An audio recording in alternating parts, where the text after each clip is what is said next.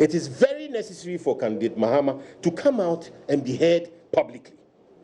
He cannot continue to hide behind others, including a former Attorney General. Of course, we are all aware that he hates answering questions about corruption. He would like to find out if the question is being asked as a former president or as a candidate of the NDC or as a human being.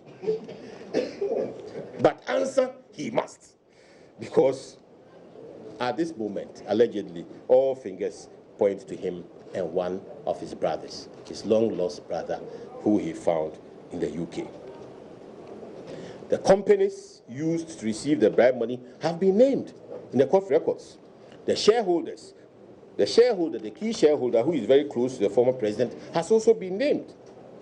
Document falsification, kickbacks, lies, and overpayments is what the Airbus scandal is all about. And it appears John Dramani Mahama is deeply involved.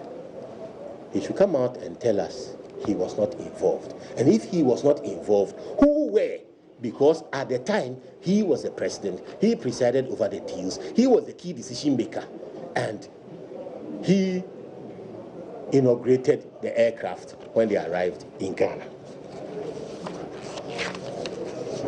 Significantly, this is just one of Mahama's corruption scandals, where it is alleged that he personally leads the negotiations and for his close associates to execute on his behalf and collect the bribes. Ladies and gentlemen, the Airbus issue appears very similar to the Embraer investigations. You will recall then Martin Abidu, now the special prosecutor, who was tasked by President Mills to set up a committee which was aborted in mysterious circumstances. I hope you recall that. Committee was set up and aborted in mysterious circumstances. As chairman of the Ghana Armed Forces Council, then Vice President John Mahama was frantically receiving delegations from Brazil and negotiating the acquisition of 5 jets, including the most expensive hangar for this poor nation. We will recall a $17 million hangar, not to talk about the $3 million ladder and the extra fuel tank and all those things which were justified for those huge sums which was foisted on this nation.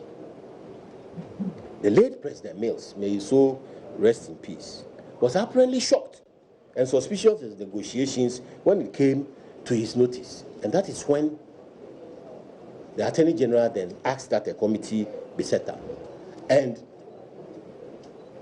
you will recall that we were told that the committee included the Honorable William Abua, then head of immigration, Mr. George Amwa, and Brigadier General Alote, retired.